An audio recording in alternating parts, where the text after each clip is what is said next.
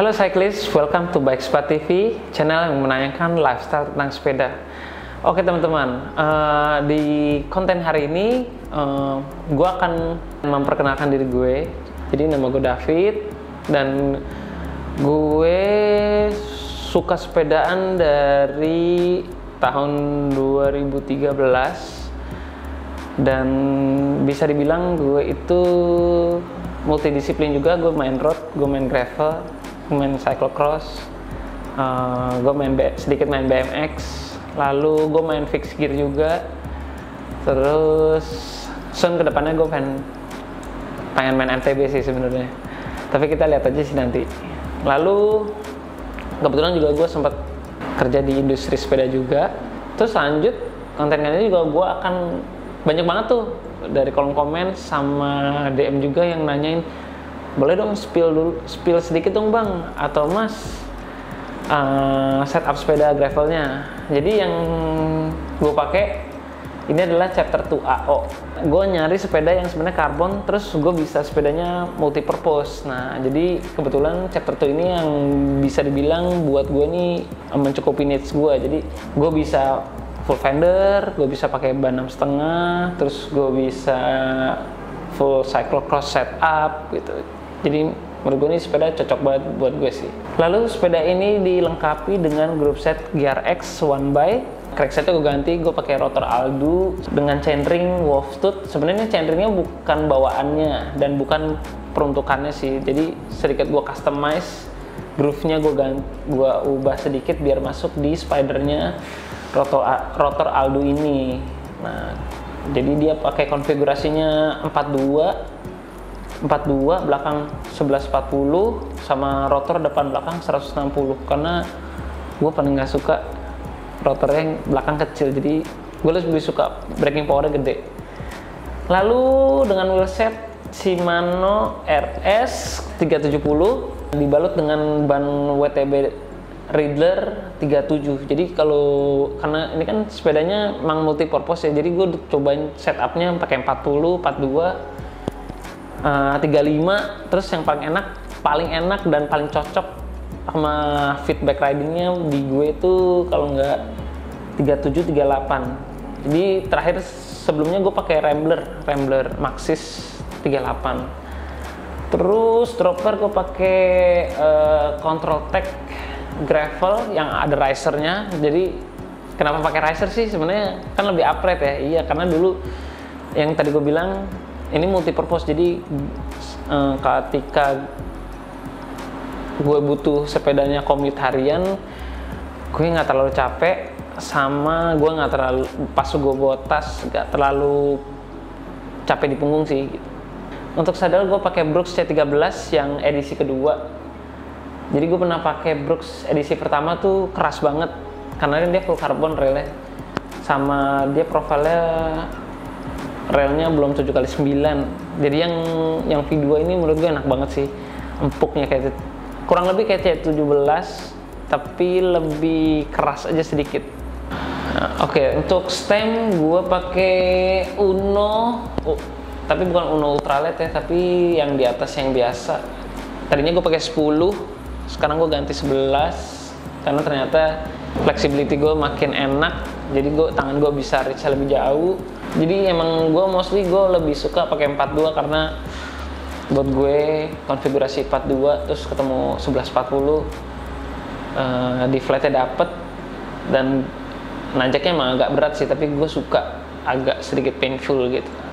Untuk bottle cage gue pakai Topic yang Ninja Kids Plus karena menurut gue ini unik karena dia di bagian sininya bisa nyimpen congkelan ban. Jadi ketika lo beli udah dapet congkelannya, jadi sangat memudahkan kalian kalau misalnya riding jauh, nggak usah perlu bawa congkelan ban lagi.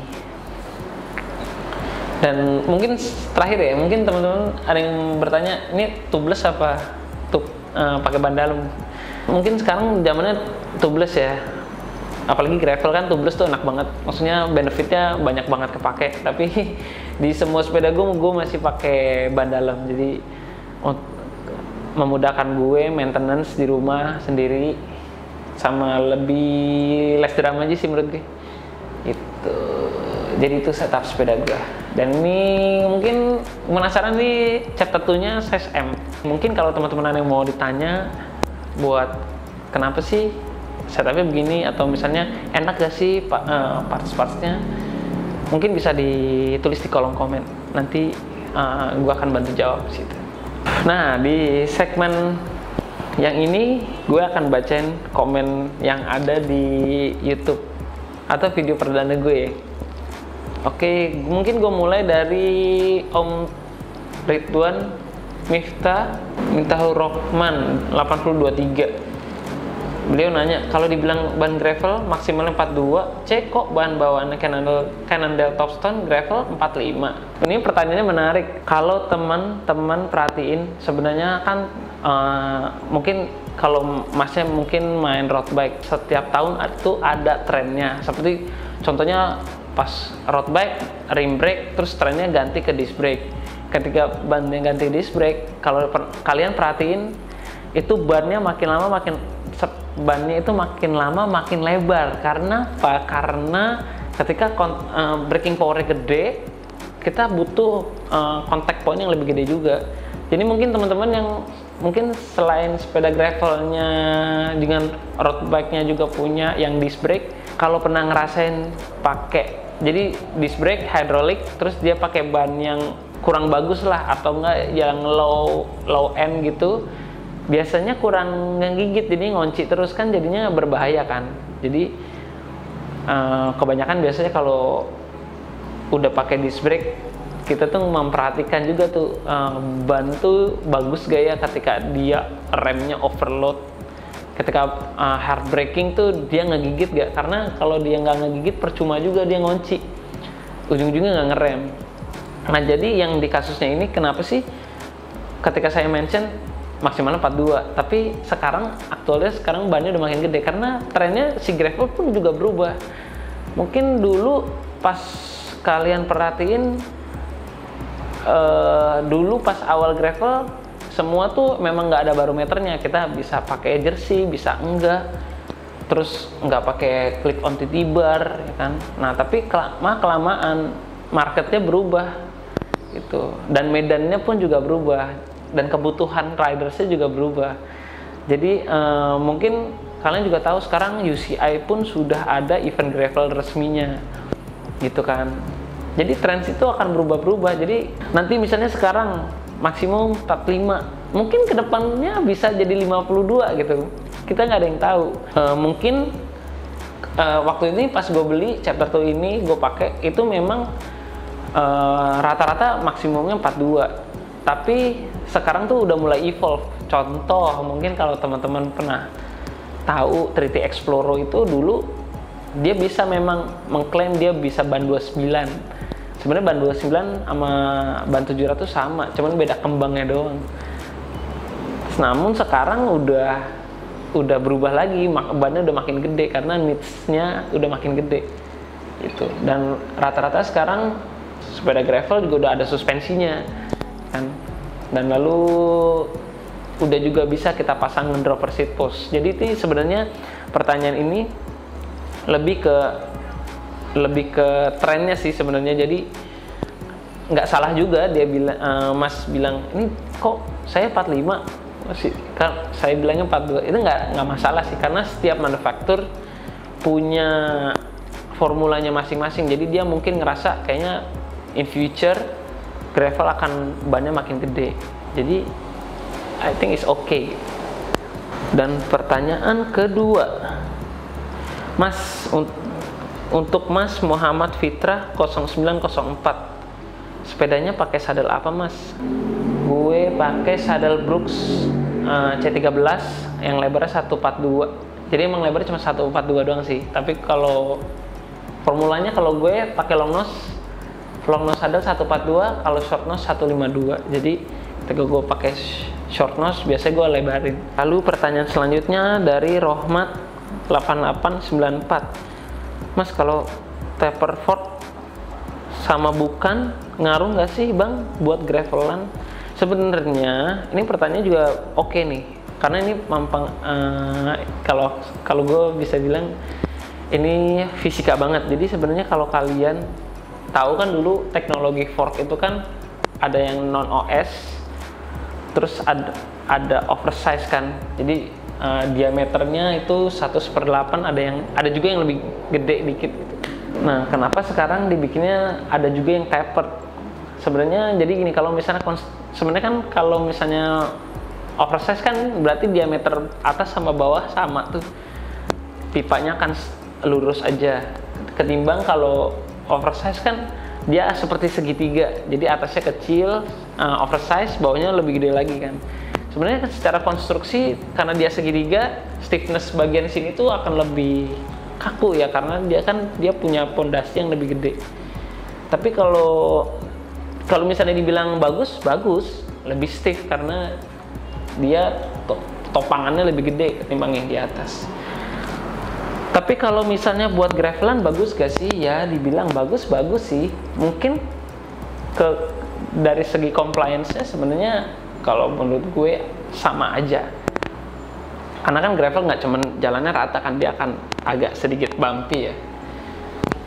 Karena mungkin lagi pula kalau bisa dibilang kan fork tapered itu udah common banget di setiap manufaktur. Even MTB pun udah pakai, ada juga yang pakai fork tapered. Jadi setiap manufaktur daripada bikin standar baru untuk frame-nya, dia mendingan pakai sama standar yang udah ada gitu. Jadi mungkin nggak menutup kemungkinan nih, misalnya ini kan forknya rigid. Dari chapter 2-nya sih sempat bilang waktu itu dia bisa pakai yang model Lauf, yang spring yang carbon fiber juga bisa, sama yang suspensi itu juga bisa. Itu mungkin kalau misalnya nggak mau ganti fork, bisa ganti stem sih yang ada dampernya. Kalau misalnya kalian mau ada peredam kejutnya gitu. Oke teman-teman, sekian konten kali ini. Jadi untuk teman-teman yang mungkin punya pertanyaan soal sepeda gravel, dan mungkin nggak cuma sepedanya, mungkin soal tadi kayak ngomongin tren kedepannya kayak apa, please tulis di kolom komen supaya kita juga saling berbagi ilmu ke teman-teman dan ke saya juga gitu. Bang, lu kenapa pilih single chainring? Kenapa gue pilih single chainring? Simple aja sih, jadi gue nggak terlalu pusing soal rasio. Kayak kalau rasionya chainring kecil ketemu nggak sama kasetnya, nggak, gue nggak terlalu pusing sih. Jadi gue cuma mikirin depan gue butuhnya berapa, terus tinggal kasetnya. Gue yang penting maksimal buat gue tuh kalau single chainring harus ada 1:1. Jadi kalau misalnya 42 di kaset belakangnya bisa maksimal tuh 42/11. Nah kebetulan kan gue pakai 40 karena menurut gue udah cobain 40 tuh aman, jadi mungkin 42 akan lebih enak, tapi pasti gap antara kasetnya tuh agak lebih jauh. Dan lain hal juga gue suka kalau ngelihat bagian sininya bersih gitu, kayaknya enak aja gitu, nggak terlalu banyak mekanisme. Dan lebih sedikit mekanisme berarti gue lebih less worry juga kalau pas jalan jauh, nggak terlalu pusing. Oke guys, sekian konten gue hari ini. Gue berharap jawaban dari semua pertanyaan komen itu bisa memuaskan hati kalian, dan semoga dengan konten ini juga kalian kita bisa lebih mengenal satu sama lain juga. Jangan lupa terus tonton YouTube Bike Spa untuk gravel, tayang pada hari Sabtu jam 10 pagi. Konten road bike pada hari Jumat jam 10 pagi. Jadi jangan kebalik-balik ya teman-teman. Jadi kalau misalnya kalian mau nonton road bike, sekarang sudah pindah ke hari Jumat. Sampai ketemu di episode atau konten selanjutnya. Bye.